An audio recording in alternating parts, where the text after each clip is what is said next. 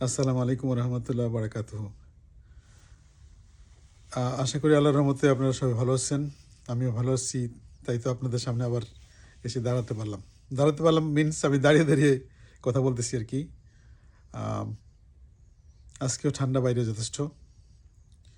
মসজিদ থেকে ফজর নামাজ পড়ে আসলাম একটু আগেই। তো আজকে আমাদের ইমাম সাহেব ইজ এ কোয়াইট ইয়ং ইমাম। তো উনি বললো যে 2 সপ্তাহ ভ্যাকেশনে উনি যাচ্ছেন রোড ট্রিপই আর কি। হ্যাঁ, তো আমাদের এই হিউস্টন থেকে উনি ড্রাইভ করে যাবেন গ্র্যান্ড ক্যানিয়ন পর্যন্ত। গ্র্যান্ড ক্যানিয়ন মানে অ্যারিজোনা। এখানে যাওয়ার পথে উনি টেক্সাসই প্রায় ড্রাইভ করবেন, অলমোস্ট লাইক 800 মাইলস। আপনাদের 1300-1400 কিলোমিটার আমাদের স্টেট পার হতেই। তারপরে নিউ মেক্সিকো মনে হয়, তারপর অ্যারিজোনা, এভাবে আর কি। হ্যাঁ, কয়েকটা স্টেট, 4টা স্টেট মনে হয় ট্রাভেল করবেন উনি 15 দিন। তো খুবই ইয়ং এবং শিক্ষিত ছেলে উনি, সফল ব্যবসায়ী এবং তার কর্মস্থলও যথেষ্ট সে ভালো, বলা যায় যে ধনাঢ্য, এবং কোরআন হাফেজ এবং খুবই সুন্দর তেলাওয়াত করেন এবং আমাদের নামাজ পড়ান। প্লাস মাঝে মাঝে উনি খুতবা দেন মসজিদে। খুবই অসাধারণ খুতবা, তার খুতবা সবাই পছন্দ করে। উনি দেখতেও সুন্দর এবং কথাবার্তা অনেক ভালো, মার্জিত, এবং উনি কোরআন হাদিসের বাইরে কিছুই বলেন না। তো এই রোড ট্রিপ নিয়ে বলি আর কি, 15 দিনের জন্য উনি রোড ট্রিপে যাবেন। আমরাও কয়েকদিন আগে ঘুরে আসলাম। আমরা আগে অনেক রোড ট্রিপ করতাম একটা সময়, যখন বয়স অনেক কম ছিল, তখন আমরা অনেক সময় একবারে 5-6 হাজার মাইল গাড়ি চালাইতাম। 6,000 মাইল মানে বাংলাদেশের অলমোস্ট লাইক 10,000 কিলোমিটার হিসাবে। তো এখন অতটা এনার্জি নাই, তো আমরা ড্রাইভ করি তাও, কিন্তু বেশিরভাগই চেষ্টা করি বিমানে যাওয়ার জন্য গন্তব্য, সেখানে গিয়ে গাড়ি নিয়ে তারপর ঘোরাঘুরি করি। তো আমার কাছে মনে হলো যে এই ভদ্রলোক ইমাম সাহেব, ওনার রোড ট্রিপটা একটু ব্যতিক্রম হবে হয়তো আমাদের চাইতে। হ্যাঁ, ওনার দৃষ্টিভঙ্গি অনেকটাই ওনার উদ্দেশ্য থাকবে যে আমি আল্লাহর সৃষ্টি দেখি, হৃদয়ের জুড়ে আল্লাহর সৃষ্টি দেখি, এবং সৃষ্টির মধ্যে আমি খুঁজে বেড়াই আল্লাহর রহমত, আল্লাহর বরকত, এবং আল্লাহ কী মেসেজটা দিয়েছেন ওই সৃষ্টির মধ্যে আমরা খুঁজে বেড়াই। যার জন্য আমার মনে হয় উনি ট্রাভেলটা ওইভাবে করবেন আর কি, এবং এসে নিশ্চয়ই আমাদেরকে হয়তো একটা খোদবার মধ্যে কিছু বলবেন, অথবা নামাজের পরে খাতিরাতের মধ্যে বলবেন কী কী উনি দেখতে পাইলেন। হ্যাঁ, এবং ওনার দৃষ্টি কীভাবে উন্মোচিত করেছেন আল্লাহ সুবহানাহু ওয়া তাআলা বিভিন্ন জায়গায়। সাধারণ দৃষ্টিতে আমরা অনেক সময় অনেক কিছু দেখি না, তাই না? যেটুকু আমাদের নলেজ আসছে ওইটুকু আমরা দেখি, এর বাইরে আমরা দেখতে পাই না। অথবা যেটুকু আমাদের অভিজ্ঞতা আসছে আমরা ওইটুকুই দেখি। দেখুন, মনে করেন যে বাংলাদেশে সবাই প্রতিবাদী। হ্যাঁ, প্রতিবাদ করে কি, সবাই নিজেদের অসুবিধাটুকু করে প্রতিবাদ করে। শিক্ষকরা তাদের এমপিও ভুক্তি বা পে স্কেল নিয়ে সংগ্রাম করে। আনসাররা তাদের নিজেদের চাকরি পার্মানেন্ট করা, টেম্পোরারি রাখা, ওইটার ব্যাপারে আন্দোলন করে। গার্মেন্টস শ্রমিকরা বেতন বৃদ্ধির জন্য দাবি জানায় আন্দোলন করে, ভাঙচুর করে। ছাত্ররা পরীক্ষা পিছাবে, কি বলে কোটা আছে না, জাস্ট এই জিনিসটা হলো কি, যার যার একটা নিজেদের ব্যক্তিগত স্বার্থের কথা চিন্তা করে, ব্যক্তিগত অসুবিধা নিয়ে তারা প্রতিবাদ করে। আর কিছু লোক পাবেন যারা নিজের জন্য প্রতিবাদ করে না, অন্যের জন্য প্রতিবাদ করে, এবং সেই লোকগুলিকে আমরা ধরে রাখতে পারি না। মানে বলতেছি আর কি, তাদেরকে আমরা হয়তো ধরে রাখতে পারি না, তাদেরকে সম্মান দিই না সময় মতো।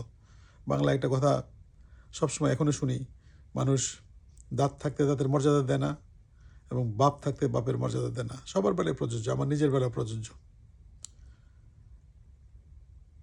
মনে করেন যে পিতামাতাকে যারা পায়া অবহেলা করে, তারাই আবার না পাইয়া তখন আফসোস করে। তো আমরা যখন নিজেকে একটা মানবিক লোক মনে করব, তখন কিন্তু আমরা শুধু নিজের জন্য না, আরেকজনের জন্য প্রতিবাদ করব, আরেকজনের জন্য আমরা আওয়াজ তুলব। আমি প্রায়শই বলি, আমার কথাগুলি হয়তো অনেকে লাইক করবেন না, স্পেশালি যারা ওই সেক্টরে যাদের স্বার্থ নষ্ট হয়। যে বাংলাদেশের এই যে গার্মেন্টস শ্রমিকদের বেতন বাড়ানোর অসুবিধা কোথায় আমি দেখি না তো। আমার পরিচিত যারা গার্মেন্টসের মালিক আছেন তাদের তো ঐশ্বর্য দেখলে, তাদের ধন সম্পদ দেখলে আমার নিজেরই ভয় লাগে অনেক সময় আর কি। ভয় লাগে এই সেন্সে বললাম যে এতগুলি সম্পদ নিয়ে এসে কী করবে, এটা ম্যানেজ করবে কীভাবে, হাউ হি উইল ম্যানেজ। এই ইহকালেই ম্যানেজ করতে পারতেছে না, কত কষ্ট, কত অ্যাকাউন্টেন্ট, কত ব্যাংক, বিভিন্ন জায়গায় বিদেশে টাকা রাখো, এখানে টাকা রাখো, তাহলে পরকালে তাদের এই ম্যানেজ করবেন কেমনি এই অ্যাকাউন্টগুলি, এই ইনকাম কীভাবে জবাব দেবেন। অথচ আমরা যদি আমাদের প্রয়োজনের অতিরিক্ত টুকু আমরা নিজেরা মজুদ করার চেষ্টা না করি। আমার দরকার আছে, মনে করেন আমার যে শীত এখন একটা মাফলার দরকার আছে, ঠিক আছে 2টা নিলাম, তারপরে সোয়েটার আসছে, জ্যাকেট আছে, তা আমার 10টা দরকার কি, 20টা দরকার কি, বাজারে নতুন মডেল আসবে ওইটা দরকার কি আছে ভাই। একটা আমার তো কোট আছে, আমার একটা কোট আছে আমার 20 ইয়ার্স বা 30 ইয়ার্স পুরনো, আলহামদুলিল্লাহ এখনও পড়ি আমি শীতের সময়, কোনো অসুবিধা নাই তো। আমি যদি আরেকটা কোট, আরও 10টা কোটও কিনতে পারি আলহামদুলিল্লাহ। আমি 10টা কোট না কিনা যদি আমি 10টা কোটের পয়সা দিয়ে 100টা লোকের সোয়েটার দিয়ে শীতের সময় বা কম্বল দিলাম, এটা বেটার না? ওই টাকাটা তোমার জমা রইল। মানুষ এভাবে চিন্তা করে না, শুধু নিজেরটুকু চিন্তা করে। এবং আমরা দেখা গেল যে অনেক ক্ষেত্রেই অ্যাভয়েড করি, যখন দেখি মানুষের সমস্যা তখন অ্যাভয়েড করে আসতে চলে যাই। তো যেটা বলতেছিলাম যে যারা অন্যের বিপদে তাদের পাশে থাকবে এবং সেটার জন্য আওয়াজ তুলবে, তারা হলো প্রকৃত মানুষ।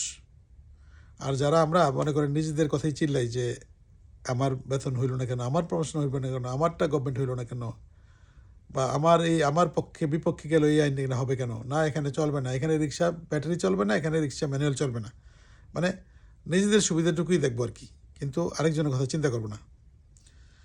তো বেসিক্যালি ধরেন আমরা নেতা খুঁজতে গেলে দেখি যে নেতারা কি, একটা নেতা তো হওয়া দরকার তার সমাজের সবার সুবিধা অসুবিধা দেখবে, তাই না?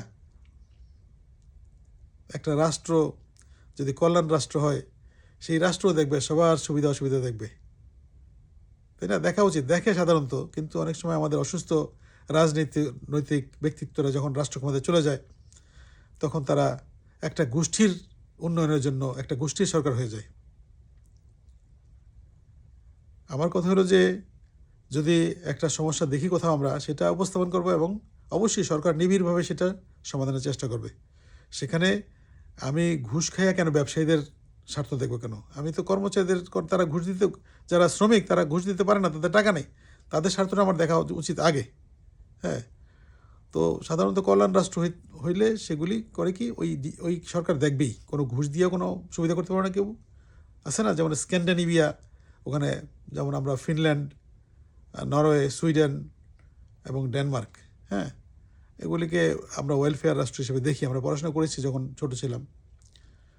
ওই রাষ্ট্রগুলি সাধারণত ওয়েলফেয়ার স্টেট, সেখানে ট্যাক্সও বেশি, আপনার সিকিউরিটি বেশি, মানুষের জীবনের নিরাপত্তা বেশি, এবং প্রত্যেকেরই একটা মিনিমাম সামাজিক, অর্থনৈতিক এবং কী বলে স্বাস্থ্যের সুবিধা থাকবে, বাসস্থানের সুবিধা থাকবে। সেখানে রাস্তাঘাটে কেউ থাকবে না, আবার মনে করেন যে কেউ একদম বিরাট অট্ট লেখে থাকবে না, একটা ব্যালেন্স সোসাইটি আর কি।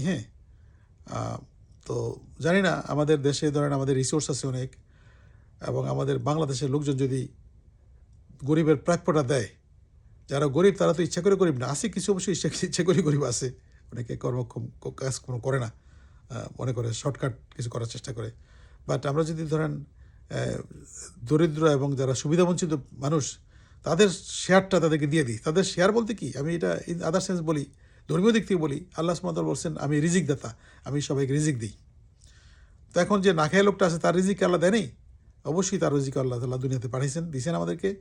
এখন আমি খায়া পেলামও, একবেলা 3 বেলার খাবার একবেলা খাবো, অথবা আমি ঝুটা করব, কিন্তু আরেকটা লোক ঠিকই আমার আমি এই যে গুলশানে বা বাড়িধারে আসি, আমার বাইরে রাস্তার ওই পাশে কিন্তু আসছে একটা লোক, তার হয়তো খাবার নেই, হয়তো বাচ্চা 3টাকে খাবার দিয়া অল্প একটু করে মাটা খাইলই না। তো আমরা কি এটা কি সামাজিক দায়িত্ব যে আমি পেট পুরে খাইলাম, আমার এসি চালায় আরাম করে ঘুমাইলাম এবং আমি নষ্ট করলাম, আমার গার্বেজে যে খাবার ফেলাইলাম আমি, ওই খাবার দিয়ে একটা পরিবার খাইতে পারে। তো এই সেন্সটা আমাদের যতক্ষণ আমাদের হৃদয়ে না আসবে আমরা কিন্তু মানুষ হতে পারবো না, আমরা অমানুষ হিসেবেই দুনিয়া থেকে চলে যাব। তো আমার আহ্বান আমার নিজের প্রতিও ধরেন আমরা চেষ্টা করি চলেন আমাদের নিজে থেকে একটু স্যাক্রিফাইস করি। হ্যাঁ, নিজেরা 20টা ড্রেস না কিনা আপাতত প্রথম 10টা ড্রেস কিনি, বাকি 10টা ড্রেসের পয়সা আমরা আল্লাহর উদ্দেশ্যে, আল্লাহর সন্তুষ্টির উদ্দেশ্যে আমরা গরিব দুঃখীদের দান করি। আমাদের অত্যাধিক দামি খাবারের কোনো প্রয়োজন নেই। হ্যাঁ, আমরা দরকার হলে একটা স্কিপ করলাম, আমরা দেখা গেলো যে সপ্তাহে 2বার রেস্টুরেন্টে খাই, দামি খাবার খাই, আমরা সপ্তাহে 1বার খাই, আরেকবারের খাবারের টাকাটা আমরা কোনো একটা দুস্থ পরিবারকে দিলাম। ওই আমাদের এক বেলার খাবার দিয়ে ওরা কিন্তু 1 মাস খাইতে পারবে। হ্যাঁ, কারণ আমরা একবেলা গিয়ে তো আমরা দেখা গেল 10-12 হাজার টাকা বিল দিয়ে দিই বা বেশি, আমি বললাম না গুলশান বর্ণনীতে তারা 30-50 হাজার টাকা বিল দেয়, একটা ফ্যামিলি চলতে পারে, তাদের 1 মাসের বাজার হয়ে গেল। আর বিশেষ করে দাবি দেওয়ার ব্যাপারে, হ্যাঁ, যখন দেখবেন আপনার চাহিদা আছে, আরেকজনের চাহিদা আছে, আপনি যদি দেখেন যে তার দাবিটা আপনার আগে, ওইটার মধ্যে আপনি গিয়ে শরিক হন, আপনি একটা পরে বলেন। উদাহরণ আছে যে রসুল সাল্লাল্লাহু আলাইহি ওয়াসাল্লামের সাহাবীরা তৃষ্ণায় মরে গেছে, আরেক সাহাবীকে পানি দিতে গিয়ে নিজে তৃষ্ণা হয়তো পানির অভাবে মারাই গেছে। তো আমি এরকম করতে বলি না, আপনাদের আমাদের মানসিকতা অতটা উন্নত না, আমাদের টার্গেট বেশিরভাগই দুনিয়া থাকে, আখেরাত টার্গেট কম থাকে। ওনাদের টার্গেট ছিল আখেরাত, ওনারা পারছেন। তো আমাদের উচিত হলো শেয়ারিং অ্যান্ড কেয়ারিং। আমরা যদি শেয়ার এবং কেয়ার করি, সমাজের অনেক সমস্যা ওই সরকার ছাড়াই আমরা ব্যবস্থা করে ফেলতে পারি। আমরা যদি আগে আসি, আমরা যদি পাশে দাঁড়াই, একজনকে রিক্সাওয়ালাকে যদি ভাই মনে করে, তার ভাড়া আছে 50 টাকা, আমি চুপে সারে বললাম, ভাই তোমার ভাড়া 50 টাকা, আমি তোমাকে আরও এই 100 টাকা দিলাম, তোমার বাচ্চাদের কিছু কিনা দিও। আপনারা জানেন না যে আপনার এইটুকু ভালোবাসা দিলেন রিক্সাওয়ালাকে, এটার জন্য যে কত দোয়া আপনি পাবেন। আরে ও রিক্সাওয়ালা যদি দোয়া করতে না পারে, ও যদি হিন্দু হয়, বৌদ্ধ হয়, খ্রিস্টান হয়, অসুবিধা নেই, আল্লাহ সুবহানাহু ওয়া তাআলা দেখতেছেন আপনাকে, আপনার আমল নামাজে কতটুকু ভর্তি হবে এটা চিন্তার বাইরে। কিন্তু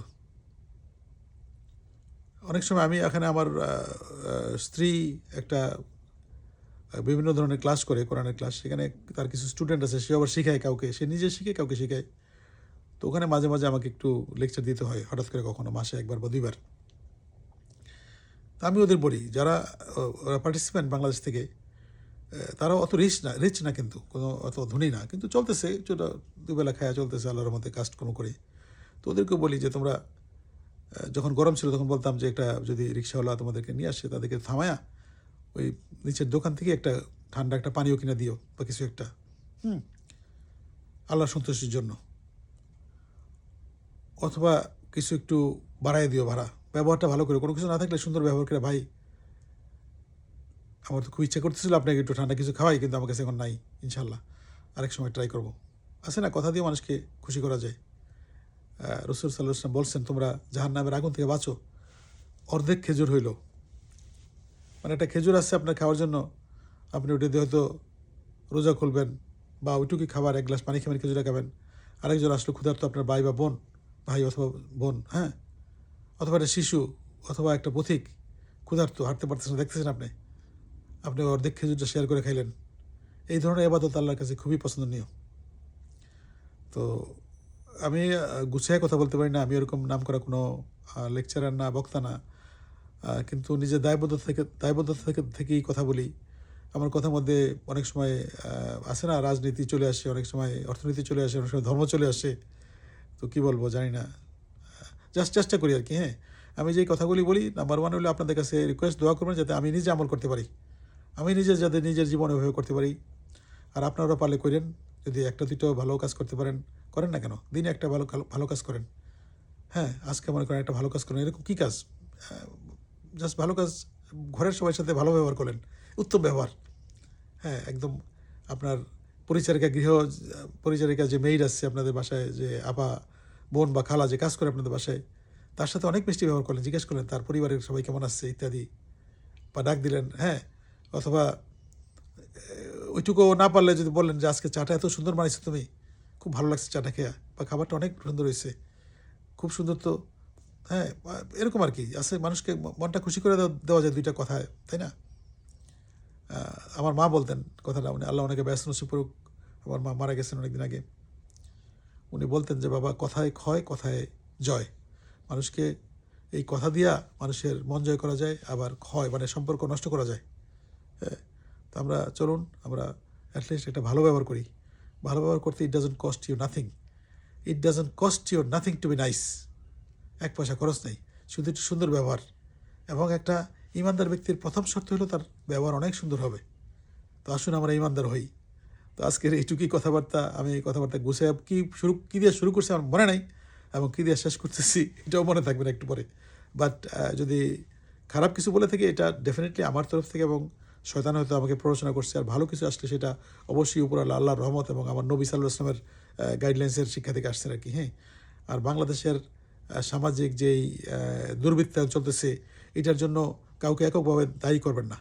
আমরা সবাই দায়ী, সম্মিলিতভাবে দায়ী। আমরা সম্মিলিতভাবে এর থেকে উদ্ধার হব।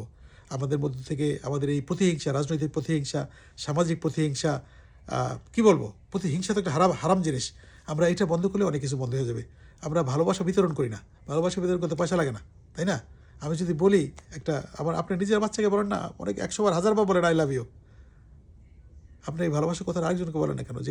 যে কোনো একটা লোক, এরা দেখেন যে খারাপ কাজ করতেছে, তারা বলেন যে ভাই আপনি তো খুবই ভালো একটা লোক, দেখতে এত সুন্দর চেহারা আপনার, খুব ভালো লাগতেছে আপনার দেখা। হ্যাঁ, নিশ্চয়ই আপনি ভালো কিছু করেন।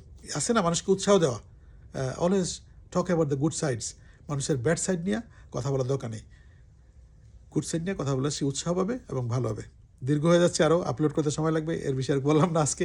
এটা কমাইতে হবে, আবার এটা 5 মিনিটে আনতে হবে কথাবার্তা। আল্লাহ হাফেজ, আসসালামু আলাইকুম রহমতুল্লাহ বারকাতুহু। সবাই আল্লাহর রহমতে অনেক ভালো থাকবেন ইনশাআল্লাহ তাআলা, এবং আমার জন্য দোয়া করবেন এবং কমেন্ট দিবেন, কে কোথা থেকে দেখলেন ভিডিওটা আমাকে জানাবেন। আসসালামু আলাইকুম রহমতুল্লাহ ওয়া বারাকাতুহু।